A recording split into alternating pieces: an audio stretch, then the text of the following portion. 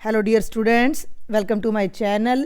बेटा जी, कक्षा छठी की गणित कार्य पुस्तिका का ये आधारभूत ज्यामितीय अवधारणाएं एवं प्रारंभिक आकारों को समझना नाम का चैप्टर है, जो कि चैप्टर नंबर 4 और 5 के नाम से आपकी कार्य पुस्तिका में है। इसके 17 प्रश्न मैं पहले ही अपलोड कर चुकी हूँ और इस वीडियो में मैं प्रश्न संख्या 18 से आगे के प्रश्न आपको समझाऊंगी। जिन बच्चों ने चैनल को अभी तक सब्सक्राइब नहीं किया है वो जल्दी से सब्सक्राइब कर लें। वीडियो पसंद आए तो अपने ज़्यादा से ज़्यादा फ्रेंड्स को शेयर करें। आपकी उड़ान कार्य पुस्तिका का भी पूरा हल मेरे चैनल पर अवेलेबल है, जिसका लिंक आपको इस वीडियो के नीचे डिस्क्रिप्शन बॉक्स में मिल जाएगा। तो चलिए शुरू करते हैं। प्रश्न संख्या 18, नीचे दिए गए चित्रों में किरणों के बीच दर्शाए गए कोण का मान व प्रकार लिखिए। ठीक है, तो देखो बेटा, ये ए ओ बी कोण है। ये हमारा ए से ओ से बी पे जाएंगे तो ये वाला कोण कितने डिग्री का है ये हमने बताना है। तो आप लोग क्या करोगे कि अपना उसको लोगे डी को, और एक रेखा पर यहाँ पर आप डी का एक पॉइंट रखोगे और फिर डी की सहायता से जब आप इस कोण को नापोगे तो ये आपका 15 डिग्री का आएगा, जो कि मैंने यहाँ पर लिख दिया है। ठीक है, और लेकिन अब एक बात और है कि इसने यहाँ से यहाँ तक ये तीर का निशान लगाया हुआ है। क्या क्या लगाया हुआ है? तीर का निशान। इसका मतलब ये पूरा कोण बताना है आपने। तो अब आप क्या करो बच्चे कि ये जो पूरा का पूरा कोण होता है ये होता है 360 डिग्री का, और ये अंदर वाला कोण AOB है 15 डिग्री का। तो जो ये बाहर वाला कोण है ये 360 में से 15 को घटाकर 345 डिग्री का आ जाएगा, और इसको हम प्रतिवर्ती कोण बोलते हैं। ठीक है, अब इसके दूसरे भाग पर आ जाओ। तो पी क्यू आर पूछा है इसने। पी क्यू आर दो तरह से ले सकते हैं हम। पी क्यू आर ये भी है और पी क्यू आर ये भी है। हमें ये केवल बाहर वाला करना है क्योंकि उसने वहाँ पर निशान लगाया हुआ है। तो आप बाहर वाले को तो डी से नाप नहीं सकते, तो जो ये मैंने रेड कलर से निशान लगाया पहले इसको डी से नाप लो। तो ये आएगा आपका 125 डिग्री का। ठीक है, और अब इसको बाहर वाले को निकालने के लिए 360 में से घटा दो 125 को, तो ये आपका 235 डिग्री का कोण आ जाएगा। 135 नहीं है भाई, ये बाय मिस्टेक यहाँ पर लिखा गया है। ये आपका, अच्छा देखो ना, 10 में से 5 गए 5 और 5 में से 2 गए 3, तो 3 में से 1 गया 2। तो ये आपका यहाँ पर 235 डिग्री का कोण आ जाएगा, जो कि अधिक कोण है। ठीक है, अधिक क्या है, बल्कि अधिक तो होता है अपना 90 से ज़्यादा और 180 से कम। तो ये आपका अधिक कोण भी नहीं है, ये आपका फिर से कौन सा कोण आ जाता है, 180 से ज़्यादा है तो ये आपका प्रतिवर्ती कोण आ जाता है। समझ में आ गई मेरी बात आपको? ये भी आपका प्रतिवर्ती कोण हो जाता है। अब ये पूछता है ये आपने कैसे ज्ञात किया, यह भी लिखे। तो मैंने इसका उत्तर यहाँ लिख रखा है। आप अपने इसमें वर्कबुक में मेरे इसमें से देखकर वीडियो में से इसको भर सकते हो कि पहले आंतरिक कोण AOB ज्ञात करो, फिर प्रतिवर्ती ज्ञात करो। और दूसरा सवाल भी हमने इसी प्रकार कर दिया। 19वें पे आ जाओ। नीचे दिए गए त्रिभुजों या ट्राइंगल्स में शीर्ष यानी वर्टिसेज, भुजा यानी साइड्स और कोण यानी एंगल के नाम लिखो।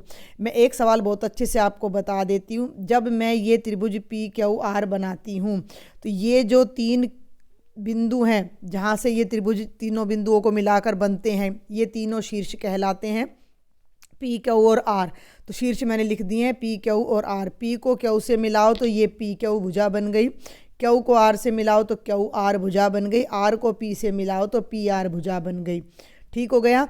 और ये यहाँ पर बीच में कोण P, कोण Q और कोण R आ जाता है। तो ये सब मैंने यहाँ लिख दिए हैं। अब दूसरे त्रिभुज पर आ जाओ जिसका नाम XYZ है। तो XYZ शीर्ष है, XY भुजा है, YZ भुजा है, ZX भुजा है, कोण X है, कोण Y है और कोण Z है। प्रश्न संख्या 20 पर आ जाओ। नीचे दी गई आकृतियों में से त्रिभुजाकार आकृति पर टिक का निशान लगाओ। तो ये मैंने पहले ही दोनों पर टिक का निशान लगा रखा है। इसमें 4 भुजाएं, इसमें भी 4 है, इसमें भी 4 है, इसमें भी 4 है, इसमें 5 और ये गोल है।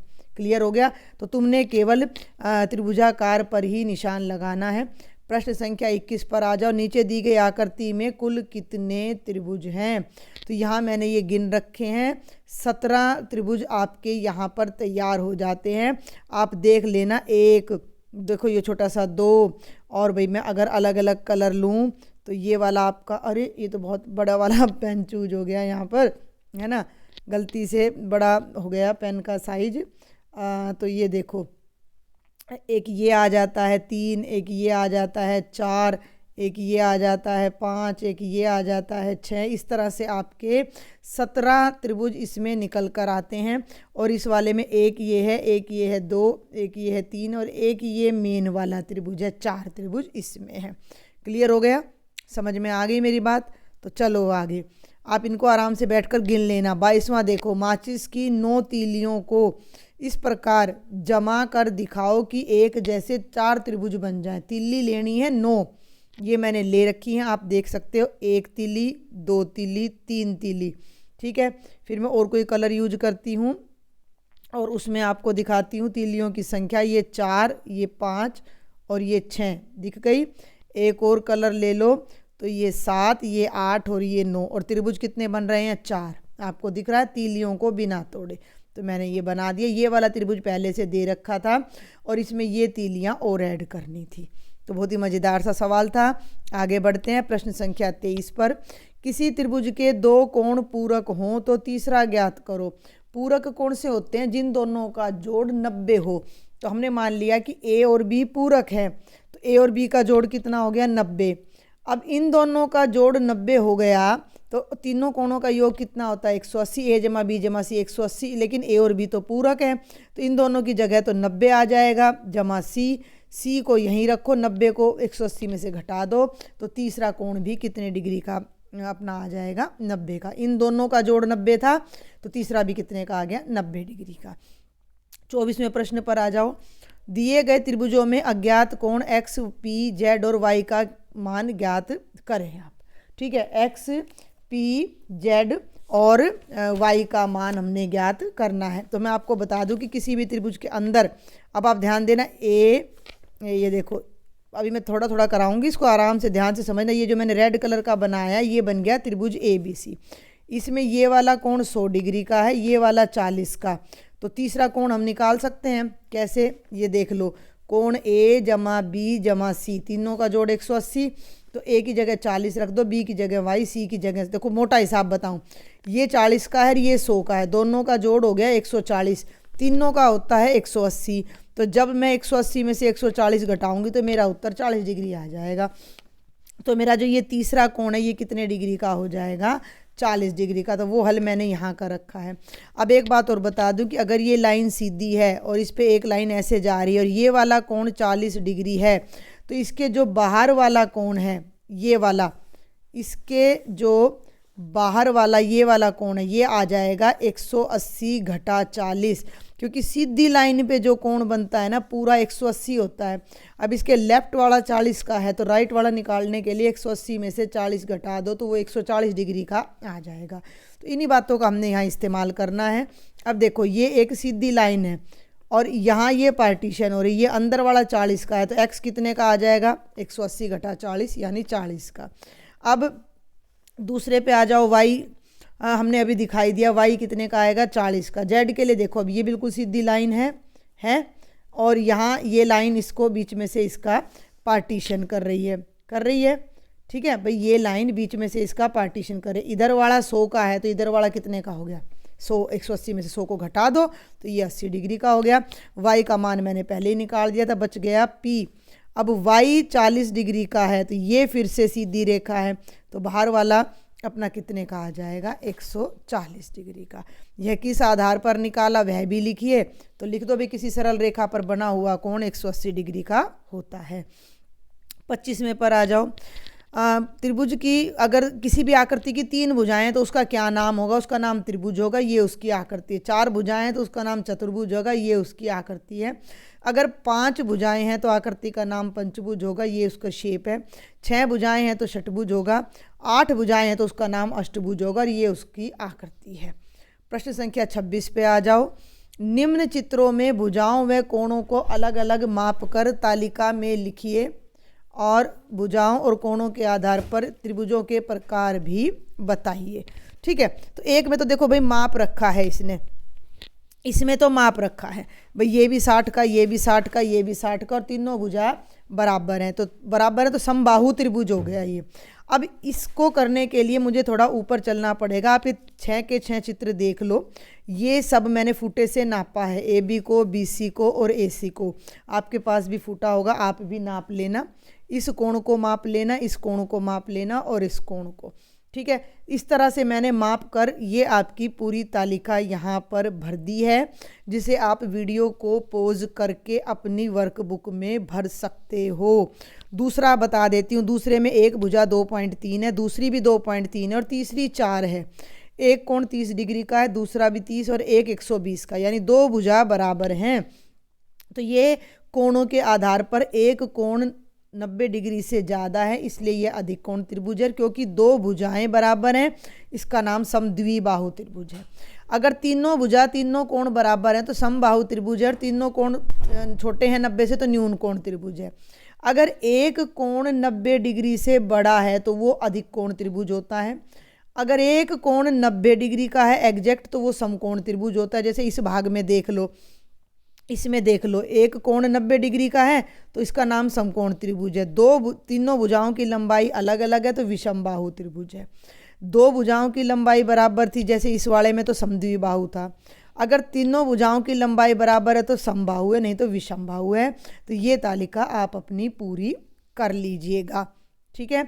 अब मैं चलती हूँ अगले प्रश्न पर, प्रश्न संख्या 27 पर। दिए गए कोणों के आधार पर त्रिभुजों के प्रकार उसके सामने तालिका में लिखिए। देखो अब मैं सारा आपको समझा चुकी हूँ। 30 डिग्री, 30 डिग्री, 120, दो कोण 90 से कम है लेकिन एक कोण 90 से ज़्यादा है तो अधिक कोण त्रिभुज कहलाएगा। इसी तरह एक कोण एग्जैक्ट 90 का है इसलिए समकोण त्रिभुज कहलाएगा। एक कोण 90 से ज़्यादा है तीसरे भाग में तो अधिक कोण त्रिभुज। तीनों ही कोण 90 से कम है न्यून कोण त्रिभुज। तीनों ही कोण 90 से कम है तो न्यून कोण त्रिभुज हो जाएगा।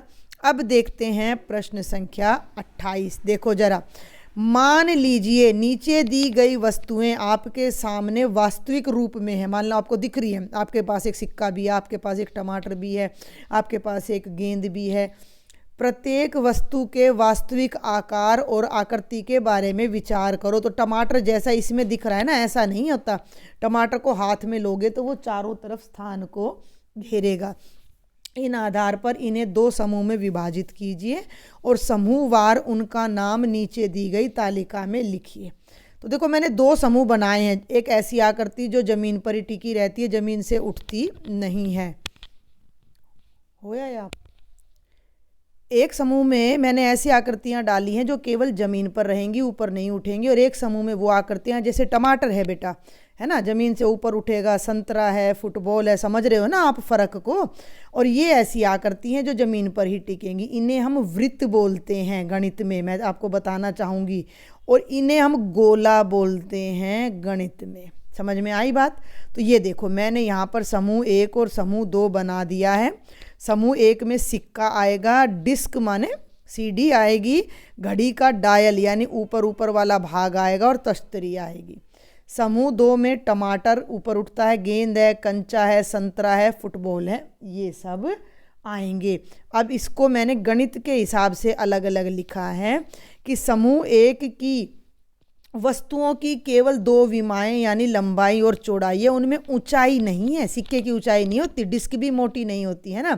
जबकि समूह 2 में जो वस्तुएं हैं उनकी लंबाई, चौड़ाई और मोटाई कह लो या ऊंचाई कह लो, उनमें वो है। आगे बात समझ में। अब चलते हैं प्रश्न संख्या 29 पर। नीचे दी गई कौन वस्तुओं के कौन कौन से भाग वृत्ताकार है। वृत्ताकार मैंने बता दिया, जिसे हम अपने घर में गोल गोल बोलते हैं ना। मम्मी की रोटी है, मम्मी की चूड़ी है, 2 रुपए का सिक्का है, सीडी है, ये गोल नहीं होती बच्चे। गणित में इनको वृत्ताकार या वृत्त बोलते हैं, ठीक है। तो अब ढोलक का ये वाला भाग दोनों तरफ वाला वृत्ताकार है, यानी बायां और दायां, यानी पृष्ठ भाग वृत्ताकार है। अब ये थाली है तो थाली का बीच का भाग वृत्ताकार है। इस ड्रम का ऊपर का और नीचे का भाग वृत्ताकार है और इस झूले का बीच का भाग वृत्ताकार है। और अब हम करेंगे प्रश्न संख्या 30। नीचे दी गई आकृतियों में जो वृत्त हैं उनके सामने सही का निशान लगाओ और बाकी आकृतियां वृत्त क्यों नहीं है उनका कारण भी लिखो। तो ये देखो, ये जोकर देखो, ये जोकर घुमा रहा है, ये वृत्ताकार है, ये भी वृत्ताकार है, तो ये वृत्ताकार है, मैंने टिक लगा दिया। ये वृत्ताकार नहीं है क्योंकि यह अष्टभुजी है, क्योंकि यह अंडाकार है, ठीक है। और ये वृत्त नहीं है क्योंकि ये बंद नहीं है, ये खुली हुई आकृति है। और यह भी देखो खुली हुई है, ऐसे घुमाओगे तो इसमें से कोई भी घुस के अंदर ऐसे जा सकता है ना, समझ रहे हो ना मेरी बात को तुम, ऐसे कोई भी अंदर घुस के इसमें जा सकता है, तो यह भी खुला वक्र है। तो आज के लेक्चर में केवल मैं ये 30 प्रश्न आपको कराऊंगी। जो बाकी के प्रश्न हमारे बकाया रह गए हैं उन प्रश्नों को मैं अगले वीडियो में आपको समझाती हूँ।